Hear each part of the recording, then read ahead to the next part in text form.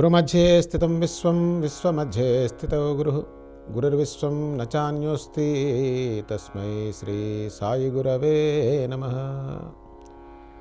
జీవన సత్యం సాయి తత్వం కార్యక్రమానికి స్వాగతం. మేబీ బయట ఉన్నది కొంత సౌఖ్యాన్ని, ఒక స్థాయి ఊరటను ఇవ్వగలదు. 10-15%, దట్స్ ఆల్. నాకు గొప్ప వాస్తు శాస్త్రం తెలిసిన వాళ్ళు చెప్పారు, వాస్తే కానివ్వండి జ్యోతిషం ఏం పరిగెడతామండి, వాస్తే కానివ్వండి జ్యోతిషం కానీ కొంతవరకు ఎఫెక్ట్. నీలో ఉన్న జ్ఞానం మొత్తాన్ని తోసి అవతల బారేసి నిన్ను ఆనంద శిఖరాల మీద కూర్చోబెట్టగలిగిన శక్తి ఆ జ్ఞానానికి ఉంది. మనకి ఇదే అర్థం కాదు, అదేం అర్థం అవుతుంది.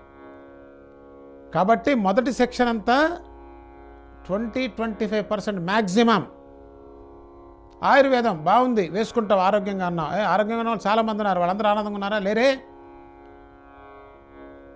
కోరికలు తీరిన ఆనందం ఉన్నా, ధనం ఉన్నా, ఏమున్నా నీకు ఆనందం రాదు. ఇది పరమ సత్యం. ఇది డైజెస్ట్ అవ్వడం చాలా కష్టం. ఇంకా వీడు ఇదే అర్థం కాదు. ఇంకా రెండో సెక్షన్ ఎట్టబోతాడు చెప్పండి. రెండవ సెక్షన్ ఏంటంటే, ఇదంతా పిచ్చివాడ 10-15%. దీని పరిధి చాలా చాలా చాలా తక్కువ. దీని పరిధి చాలా తక్కువ. పరిపూర్ణంగా నెక్స్ట్ ఉన్నది చెప్తుంది, కానీ అది పరిపూర్ణం కాదు. I don't know how many you can understand this. ఎంతమందికి అర్థమో తెలీదు.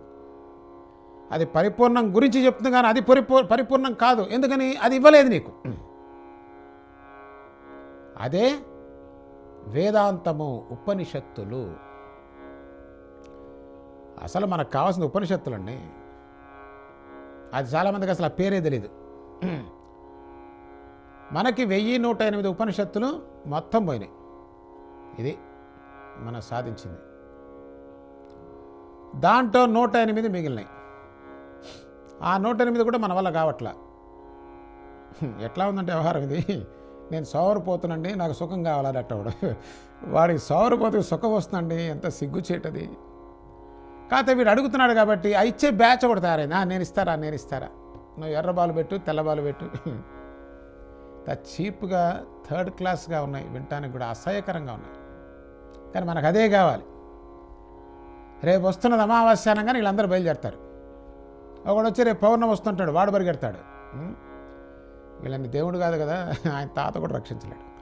ఇంతే. ఇక ఎందుకనే చెప్పమంటారా, బుద్ధి నాశనం అయిపోయింది, సోమర్తనం పెరిగిపోయింది. వీడు సోఫాలో కూర్చుంటే సుఖం రావాలి. ఎట్టొస్తుంది? కనీసం ఆలోచన ఉండాలి కదా. ఎక్కడ ఉన్న సుఖం అంటే, మన శాస్త్రాలు చెప్తున్నా, శాస్త్ర పరిధి చెప్తున్నా. First section లేపేశాం. లేపేటవాడు మనం లేపేయడం కదా వాస్తవం. ఉంటే చూపించమని ఎవడన్నా వచ్చి, ఆ చూపించేవాడికి లేదు. ఎన్ని చేసినా రాదు, లేదు, వాడు రాను కూడా రాడు. ఈ ఉపనిషత్తుల్లో 10 ఉపనిషత్తులు చెప్పారు ఆదిశంకరాచార్యులు వారు. ఆ మహానుభావుడిని ఎత్తి నోరు పెట్టుకొని చెప్పిన విన్నవాడెవడు? దాంట్లో ఉన్న సర్లేండి. ఆదిశంకరాచార్యులు 10 నాయన అని చెప్పారు. 10 కూడా అక్కర్లేదండి, ఒకటి కూడా అక్కర్లేదండి. ఒక్క శ్లోకం ఫినిష్. అతిశయోక్తిగా చెప్పట్లేదండి, ప్రమాణంతో చెప్తున్నా. అదే ఏదైతే ఉపనిషత్తు ఆ ప్రమాణంతో చెప్తున్నా. మొట్టమొదటి శ్లోకం, మొదటి ఉపనిషత్తు ఈశావాస్య ఉపనిషత్తు, ఫినిష్, అంతే. అదే పరమ సత్యం. మరి ఈ 10 ఉపనిషత్తులు కానివ్వండి, 108 ఉపనిషత్తులు కానివ్వండి, 1108 ఉపనిషత్తులు అన్నీ దాన్ని సపోర్ట్ చేస్తున్నాయి. లాజిక్ చూడండి, అన్నీ చదివారంటే అక్కర్లా. ఎందుకో తెలుసా?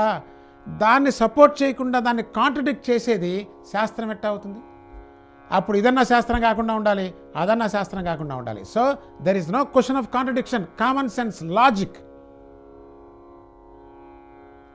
కాబట్టి మొదటి ఉపనిషత్తులో మొదటి శ్లోకం చాలు. ఏం చెప్తుంది? అది ఇన్ఫర్మేషన్ ఇస్తుంది మిత్రమా. అది జ్ఞానానికి సంబంధించిందే. ఈ చరాచర జగత్తు మొత్తం ఈశ్వరుడై ఉన్నాడు అనేది మొదటి శ్లోకార్థం. ఆయన కానిది ఏమీ లేదు అనేది దాని అర్థం. సద్గురు సాయినాథ్ మహారాజ్కి జై. మరలా వచ్చే కార్యక్రమంలో జీవన సత్యం సాయితత్వం కార్యక్రమంలో మళ్ళీ కలుసుకుందాం. ధన్యవాదాలు. స్వతంత్ర భక్తి యూట్యూబ్ ఛానల్ ని సపోర్ట్ చేయండి. మీకు ఈ వీడియో నచ్చితే లైక్ చేయండి, మీ స్నేహితులకు శ్రేయాభిలాషులకు షేర్ చేయండి, మీ అభిప్రాయాలను కామెంట్ చేయండి. సబ్స్క్రైబ్ చేయడం మాత్రం మర్చిపోకండి. స్వతంత్ర భక్తి YouTube channel. Please like, share and subscribe.